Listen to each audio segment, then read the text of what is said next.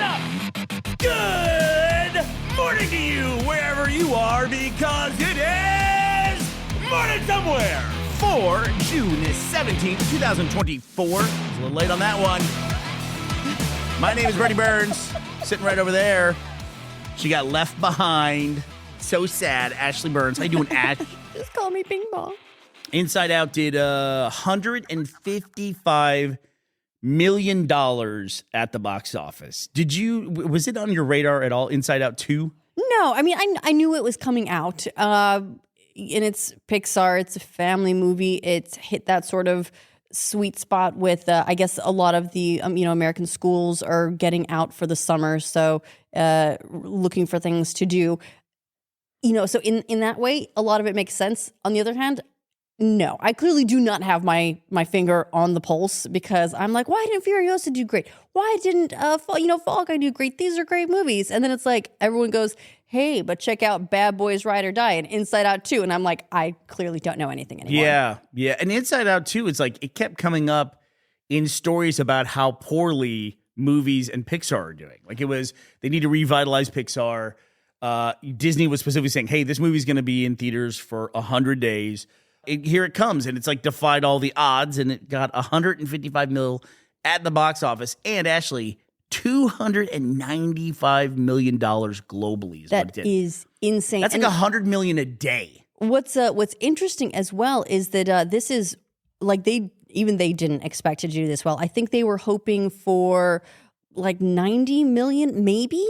And so for it to surpass their own expectations by like 50%, that's huge. I mean, Pixar has been in kind of a rough spot recently. Their last few releases haven't done the most amazing. A lot of them have gone straight to Disney Plus or had very short windows. I'm having trouble remembering the last Pixar movie that I was excited about. And Inside Out 2 doesn't qualify for that for me either. I'm still not super excited about Pixar movies anymore. Yeah, it's been a while since I've been like, this one is iconic. Incredibles 2, maybe? Incredibles 2 is their biggest opening ever. Now, Inside Out 2 is second to Incredibles 2. That's actually, that in itself is impressive considering the heights that Pixar movies have reached. Right. Incredibles 2 did $182 million in 2018. So Incredibles 2, adjusted for inflation, did really well. Really well. So apparently the box office is, it found its footing. Hey, Ash, you remember when we used to have to adjust for inflation for movies in the 50s and not for movies in 2018? Remember that? Good times. Do you remember like the inflation crisis in the like late 70s, early 80s? Was that? I know you were born after that. No, that was prior to my consciousness. Yeah. But it wasn't like the remnants of it. Like I was born after Vietnam, but I feel like Vietnam was a big part of the conversation when I was growing up. No, not really. Not really. I was more concerned about the raspberry bushes in the backyard. And how to inflate the number of berries. That's what you were more concerned about. Yeah, but congratulations to Inside Out 2. They had everything working against them and somehow overcame. Kind of like another story this Father's Day weekend with Scotland versus Germany, but a different outcome.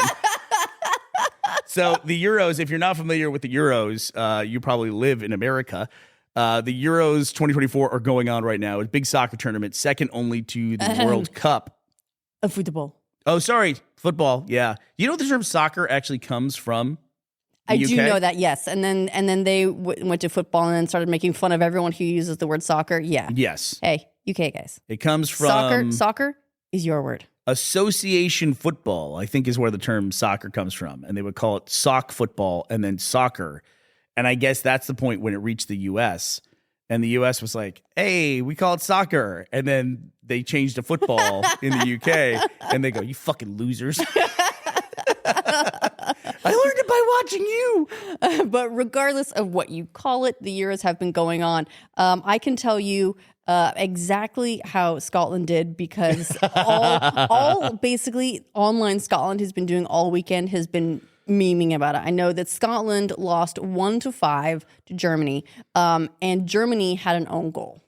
I like the incredible pride that Scotland has for about like 10 minutes at a time. It's really inspiring to watch our countrymen be like, yeah, go Scotland. Fuck this. Yeah, like what was the meme I said? It was like 8 p.m. freedom, 9 p.m. Shite being Scottish. From Train Spotting. Yeah. So results so far from the weekend: Germany beat Scotland 5-1. We demand a recount. Switzerland beat Hungary. Spain beat Croatia. Italy beat Albania. Netherlands beat Poland. Denmark and Slovenia played to a draw. And England beat Serbia 1-0. Way to punch down England. Good for you. Coming up, matches today, Romania versus Ukraine, who you might know from the Ukrainian war. Belgium versus Slovakia. And Austria versus... So, have you seen that clip before? I have seen that clip before. It's Miss amazing. Universe? So that's that's the each of the contestants in Miss Universe, they step up and they announce their country, and Miss France had some real enthusiasm. It's the only clip where context makes it worse. Here's the Miss Universe contestants yelling out the names of their country, and you'll hear France last. Salvador! Finland!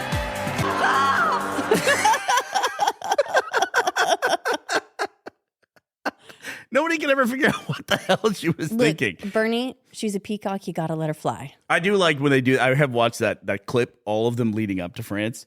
And it's funny when you get to Canada and everyone's like, El Salvador. And Canada's like, Canada. Can't be fussed. Sorry. So good luck to all the teams playing in the Euros. We still have a shot, Ashley. Scotland, we can come back and win this. Can we? Okay. We can. Argentina, I believe, lost their first match of the World Cup and went on to win the whole thing. So if they can do that, surely Scotland can do the same. All right. We'll see, Scotland. We're pulling for you. Can I mention something since we're talking about Father's Day a little bit? We can. I had a lovely Father's Day weekend. I had all the kids. They've been here for a while, but it is nice, very special that all the kids are under one roof at one time because they're also varying in ages and where they live and everything. And everything going on in everyone's lives. On Father's Day. So that was really great to have. Even JD was off on a trip. And he was on a train trip and came back in time for Father's Day. So everyone was here for dinner last night, and it was absolutely wonderful. And I had a great weekend, but one thing in particular stuck out. Teddy broke his phone, and it was like he needs to get his screen replaced because he smashed his screen by dropping it on some tiles. And I thought, okay, let's go look at it. So I asked him, we got to get your screen repaired. What phone do you have? And he has a Pixel 3 phone. Oh, my And right God. now we're on the Pixel 8. He's had the phone, he says, now for 7 years. I was going to before say, have you breaking it. carbon dated it? Because a Pixel 3 is impressive. That either makes me a really good father or a really terrible father. I'm not sure which one. The fact that he's held onto a phone for 7 years. What's the longest you had a cell phone? 3 years maybe?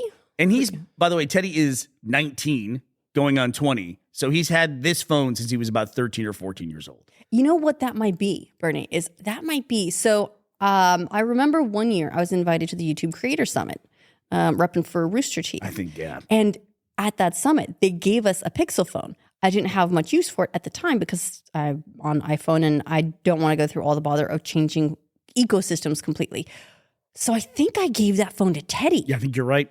And I even said to him, I said, you know what, Teddy, it's been 7 years. You know what? Why don't you help me? We're working on a project down the hill. We're staining some stuff because we're finishing a woodshed. I said, help me finish the staining project. And I'll tell you what, I'll get you a new phone. And he goes, okay. I go, just go pick one. You need an unlocked one because he's going back to the US. And so he doesn't want to buy one for UK or EU. That'd be a nightmare. So I said, just price yourself out one. So he priced one out. Actually, he chose a Pixel 4. That's what he sent me. A refurbished one. Look, that is the picture of fiscal responsibility. But I kind of want to be like, look, I don't know anyone can repair that, so let's get you something a little bit newer. Right. We'll get you something a little more modern. Whenever we want to get it repaired, we don't have to go all the way to. All right, what else is going on in the world? Well, let's see. Kidneys are going to be a big holdback in our quest for space dominance. Fucking kidneys. I know, right? So there's ruining it for everybody. There was a new study put out that kidneys suffer quite a bit of shrinkage. That's what she said. It was very cold. Yeah. So this was samples from more than 40 space missions involving humans and mice. So take that. There are mice in space, and you're not. revealed that kidneys are remodeled by the conditions in space, with certain parts showing signs of shrinkage after less than a month. So they're saying that we need to come up with basically a solution to keep kidneys going before we do any long-term like Mars-based missions and things like that. Maybe the astronauts get dialysis aboard. I mean, it's not unheard of. We have a lot of things that we have on these long-term missions to other planets that we have planned, for fighting. Like there's a loss of bone density and lots of other things. Like even in modern sci-fi now, it seems like you almost always see an astronaut on a treadmill. Have you noticed that? I have noticed that. It's like they got to be doing something, in the background for business in space. And it's almost always somebody on like a bungee tethered treadmill or an artificial gravity treadmill or something like that. It's because they did studies and they determined that one of the best ways to fight the loss of bone density is for them to get regular exercise in space. And now I guess they're going to show astronauts getting dialysis in the background of like Interstellar 2 or something like that. They just do like squat dialysis. Can I tell you something else that bugs me about sci-fi? Yes, please. So I think about like, what's a quintessential sci-fi series that you think of when you think of sci-fi? Go. Star Wars. Star Trek? For some reason, Blade Runner and 2001 always come to mind for me. But talking about Blade Runner in particular, one of the big features of Blade Runner is the flying cars. And like cars are always a big deal in whatever sci-fi there is, even to like down to like Demolition Man. You look at the car and you go, well, that's a future car right there. You know what I notice about sci-fi movies? What? It's like at some point in like 2020, 2028, 2035, whatever, everybody got a new car. There's no old cars anymore. Like even though today, like we're in 2024, you can see like a car from the 30s driving around and you're like, oh, look at that old car. That doesn't exist in the future. Everybody at some point ditches all their old cars and nobody's rocking like the 80 Nova or something like that. Here's how I see it. Nobody's got a Buick. Here's how I say it. You can do that, but the roads are probably not well maintained for vehicles with wheels anymore. Yeah. And so you can have that Buick, but you're going to lose it in a pothole. And maybe they went through some period like we're supposedly about to go through where they're not going to sell any more gas vehicles. We keep punting that goalpost out. Like it was 20, depending on the country. I think at one point it was like 2028. Yeah. And now I think it's like 2035 is when that's it, Ashley. We're done. We're done. It's over. No more gas vehicles. No more fossil fuels. It's all future fuels, whatever that is. Flying fuels. It's all hydrogen. Here's what it is. It's going to be, we're going to get the kind of fuel that's so light it wants to float, and that's how the cars are going to hover. You're going to have to get dialysis if you want to go to the mall. You're going to have a low rider once your car gets low on fuel. That's how you know it's time to fill up. Low altitude. That's what low riders means. And what else is going on out there, Ash? Well, let's see. Those are the big ones. That and there's an aircraft carrier in a meme war with terrorists. This is wild. I read about this. So the terrorists will occasionally say, "Was it Hezbollah?" This is a group of Houthi rebels who keep saying that they have sunk the Eisenhower, which is an aircraft carrier for the United States Navy, and so the captain. What an amazing claim to make. Of the Eisenhower is still here. We're having pancakes today, Or I think the new thing is like we're having Taco Tuesday, and it's weird. They're saying that I guess they've claimed several times to have sunk the Eisenhower. Yeah, and they kind of had a moment like this in I think The Boys season 2. How are you enjoying The Boys season 4, by the way? So I'm only through the first episode. Yeah. And so far I like a lot of the things that they're setting up, but there's also a couple of things that feel like they came out of nowhere. And I'm not sure what I can discuss without potentially like spoiling things for people who haven't seen the previous seasons. But I'll say that there's a potential relationship development for one of the boys' crew that I don't remember being a thing. Also, I got to say, there was all this off-season chatter about one of the actresses in the show being unrecognizable. Not at all the case. There's a male actor on the show who I kept having to ask you, is that this guy? Did they recast this guy? He looks remarkably different than he did in previous seasons. Yes, it is the same actor, but has gone through some dramatic physical changes, and it makes me. I don't know if it's health issues or something, so I don't want to. Right. I don't want to, cast too much judgment. But it was interesting that an actor that we have not, we thought about from on the appearance front, did have a much more dramatic change than those that we were worried about. Also. I feel like one of the superheroes got a surprise. Like, I don't want to get into spoilers, but like a surprise recast or something of one of the 7. I'll say that. Correct. A lot of things happened off screen, and they weren't in Gen V. Right. Maybe they all took place in the animated show, or maybe there's the spin-off series I don't know about yet, but things happened, I feel like, between end of season 3 and beginning of season 4, and I wasn't there for it. So I feel like in some ways I'm like, wait, what? And trying to catch myself up. But this the captain of this aircraft carrier is in a meme war. I was saying this was in The Boys season 2, Homelander gets in kind of a meme marketing campaign for himself, which it proves to be very effective.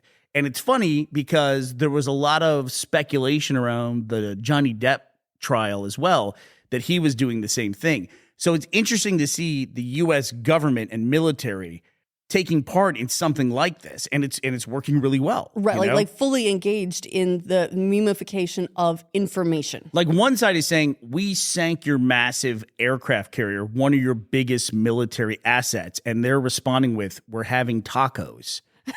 That's kind of fascinating. You have to kind of pause sometimes and take a look at the way the world is. It's really wild, I kind of get, though, like after the first couple of times, and this is, so the Captain Hill said, I think it's been about 2 or 3 times in the past 6 months we've allegedly been sunk, which we've not been. He said, it's almost comical at this point. They're attempting to maybe inspire themselves through misinformation, but it doesn't work on us. And I wonder, it's like, how many times do you have to be like, we're not sunk, before you stop treating it seriously and you go for the pancakes and tacos route? Aircraft carriers are a big deal. Like, we always talk about the U.S. military and the U.S. Military defense budget. If you just look at the stats on aircraft carriers, it really illustrates it. There's something like 25 active aircraft carriers in the world, and the U.S. has 11 of them. We're talking about like Nimitz class aircraft carriers, or there's one that has its own class, a Gerald R. Ford class. U.S. has 11 of them. The country with the next most aircraft carriers is China. They're a close second with 3. That's how many they have. Look, according to Scotland, Germany, 3 Euro scores. That's pretty close. You know how many Russia has? How many aircraft carriers Russia has? How many? 1. That's not a lot. It's fascinating. That's a singular. Yeah, it's really wild. And so, it's a big deal. It's a major military asset. And then the fact that we're responding with like shit posts. It's just ridiculous. I don't know. It's like further proof that we're living in the future, I guess. So everyone, get ready to trade in your car for a new future car, because you're going to have to do that. And then we're all going to get on kidney dialysis as well. And for today's dialysis, I'd like to thank Josh Aishleman, Edgar Lopez, and Jordan DeVera. So thank you for sponsoring this episode of Morning Somewhere and any future dialysis in our spacefaring needs. And before we head off into the world for a Monday, we're going to give you a little bit of information because we know you're not paying attention to it. We want you to sound like cultured people instead of slobs like you are. The Outsiders won Best Musical at the Tonys this weekend, as did Stereophonic. It's funny that The Outsiders won Best Musical and Stereophonic won Best Play. Well, just another indicator that I do not have my finger on the pulse, because I didn't know Outsiders had a musical. I do know that Daniel Radcliffe just won his first Tony. I also didn't know that The Outsiders had a musical on Broadway. Do you know who is one of the major people behind The Outsiders play? Who? Angelina Jolie. What? So your finger is firmly not on the pulse, Ashley. It's so far away, it's basically up my butt. And they made $280 million. At the box office, wow. At the Broadway box office. That last part was a lie. All right, well, that does it for us today. This Monday, June 17th, 2024. We will be back to talk to you tomorrow. We hope you will be here as well. Bye, everybody.